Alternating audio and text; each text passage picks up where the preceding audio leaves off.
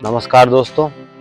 आज हम बात करेंगे सोचने की दिक्कत, ओवर थिंकिंग या एक्सेसिव थिंकिंग के बारे में। अक्सर लोगों की दिक्कत रहती है कि उनका दिमाग चलता रहता है, विचार रुकने के नाम नहीं लेते। एक के बाद दूसरा विचार, दूसरे के बाद तीसरा विचार, और अगर कुछ देर के लिए ये थॉट्स रुके भी तो सिर्फ कुछ देर के लिए, उसके बाद फिर से ये आना स्टार्ट हो जाते हैं और एक लूप सा क्रिएट हो जाता है। एग्जाम्पल के लिए, अगर आपने कुछ सोचना स्टार्ट किया, सोचते सोचते उन्हीं विचारों में से एक और नया विचार आ गया और आप उससे जुड़ते चले गए, और फिर जो नया विचार है उससे एक और विचार आया और फिर उससे जुड़ते चले गए, और इस तरीके से सीरीज चलती रहती है और एक जाल सा क्रिएट हो जाता है, एक लूप सा क्रिएट हो जाता है और आप इसमें से चाह के भी निकल नहीं पाते। और आप देखेंगे कि इन सब में घंटों निकल गए, फिर आप थक गए और थक के सोने चले गए। सोते वक्त भी वो विचार आपके दिमाग में घूमते रहते हैं और इन सब में आपकी ढेर सारी मानसिक ऊर्जा खर्च हो जाती है और आप मानसिक रूप से थके रहने लगते हैं। अब आपको यहाँ पे समझना होगा कि ओवर थिंकिंग भी दो तरह की होती है। एक होती है प्रॉब्लम सेंट्रिक ओवर थिंकिंग और दूसरी होती है सॉल्यूशन सेंट्रिक ओवर थिंकिंग। अक्सर जो लोग ओवर थिंकिंग से परेशान रहते हैं वो प्रॉब्लम सेंट्रिक ओवर थिंकर रहते हैं। तो क्या होता है इसमें, आइए समझते हैं।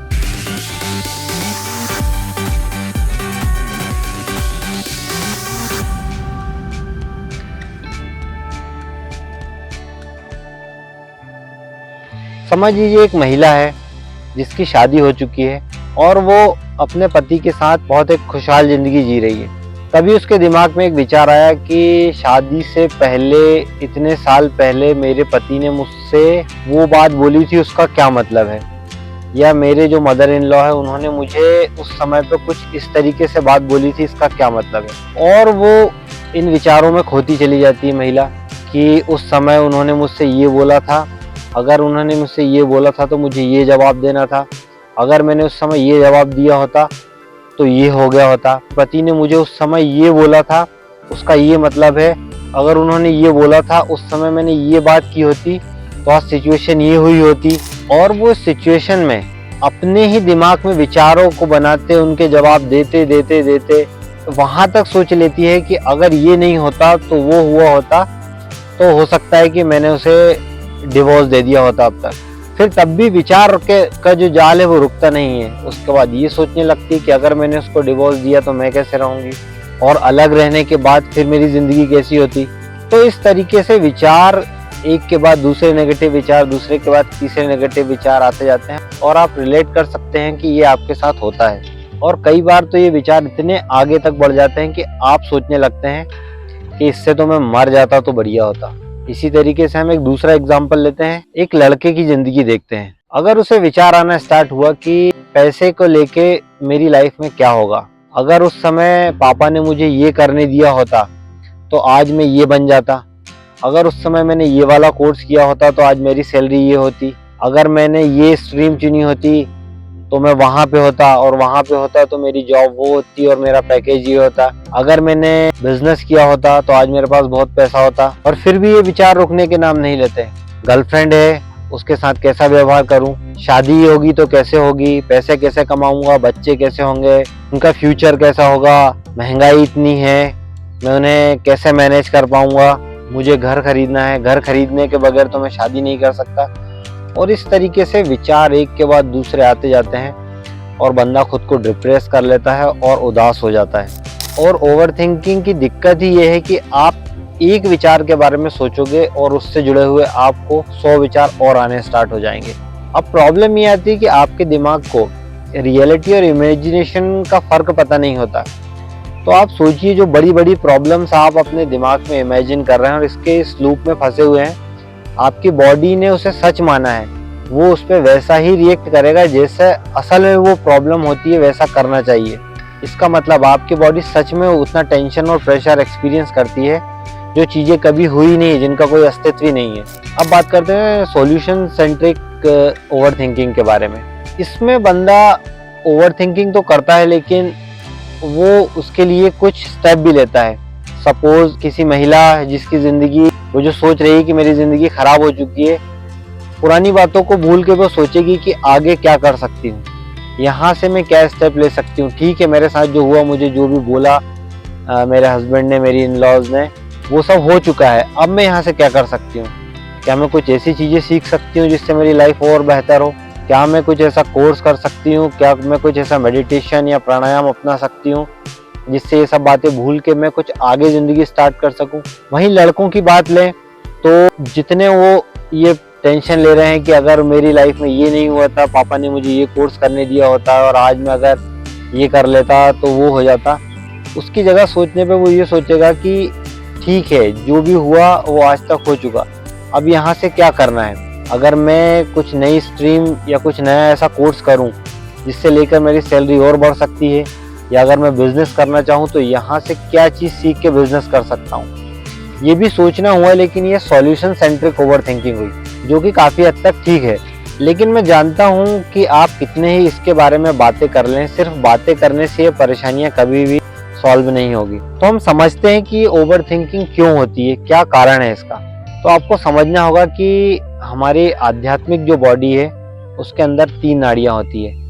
एक होती है ईड़ा नाड़ी जो हमारे लेफ्ट साइड में होती है, एक होती है पिंगला नाड़ी जो हमारे राइट साइड में होती है, और एक होती है सुषुम्ना नाड़ी जो हमारी सेंटर नाड़ी होती है।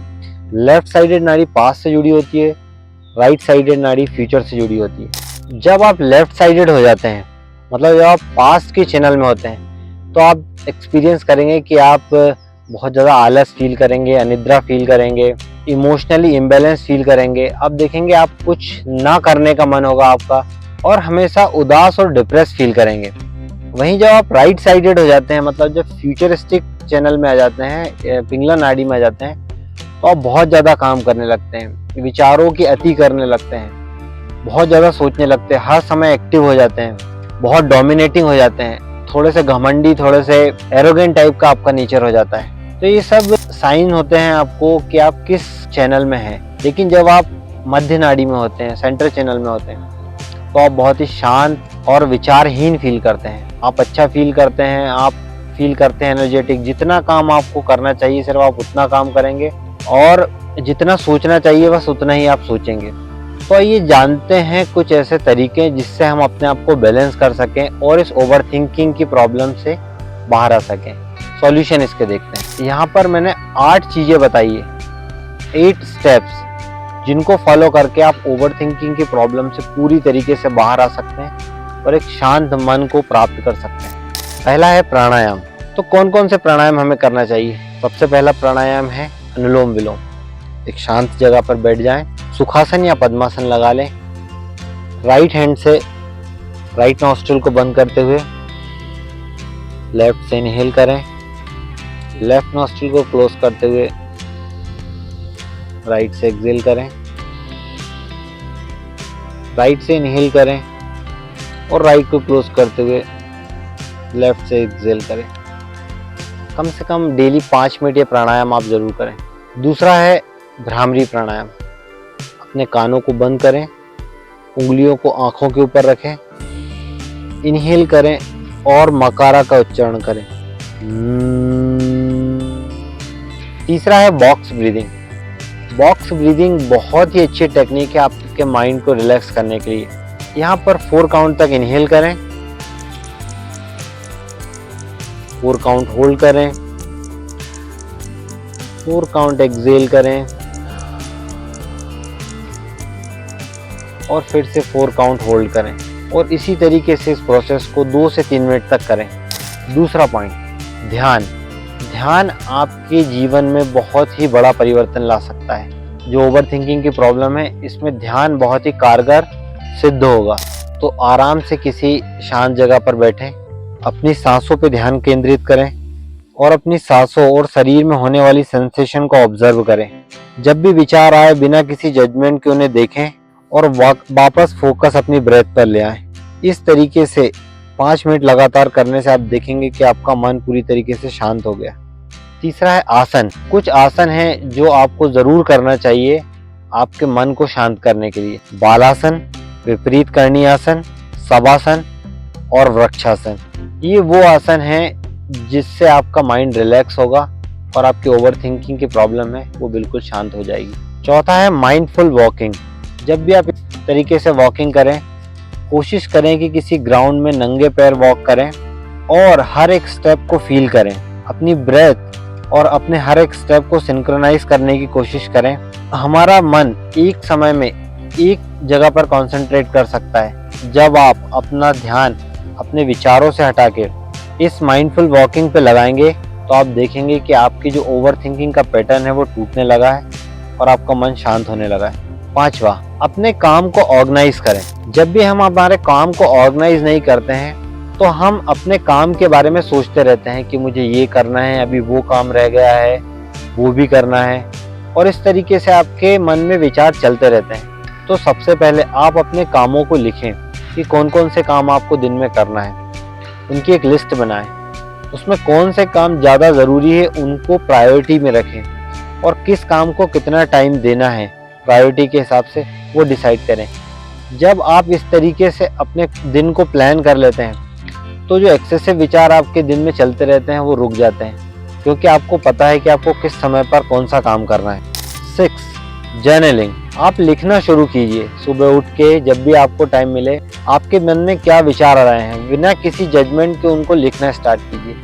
जब आप डेली ये लिखना स्टार्ट करेंगे तो आप पाएंगे कि आपके विचारों का एक पैटर्न है। आपको खुद समझ में आएगा कि एक सेम पैटर्न के विचार डेली आपको आते हैं और वो आपको परेशान करते हैं। जब आप अपना पैटर्न समझना स्टार्ट कर देंगे तो उस पैटर्न को तोड़ना बहुत ही आसान हो जाएगा। तो आप लिखना स्टार्ट करें डेली। योग निद्रा। योग निद्रा से बॉडी और माइंड दोनों को एक गहरा रिलैक्सेशन मिलता है। यह प्रैक्टिस ऑटोनॉमिक नर्वस सिस्टम को बैलेंस करने में मदद करती है, जो स्ट्रेस को मैनेज करती है। लास्ट और सबसे इम्पॉर्टेंट 8 पॉइंट, ओम चैंटिंग। आप जब भी सोने से पहले या सुबह उठ के जब भी आपको टाइम मिले एक शांत जगह पर बैठ जाएं और कुछ समय के लिए ओम चैंटिंग करें। इनहेल करें,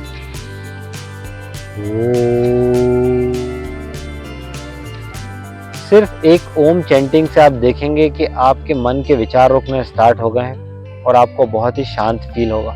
मैं जानता हूं कि ये सारे स्टेप्स एक साथ अपने रूटीन में शामिल करना मुश्किल है, तो मैंने एक रूट मैप बनाया है इसका, जिसको फॉलो करके आप इन सब स्टेप्स को अपने जीवन में शामिल कर सकते हैं।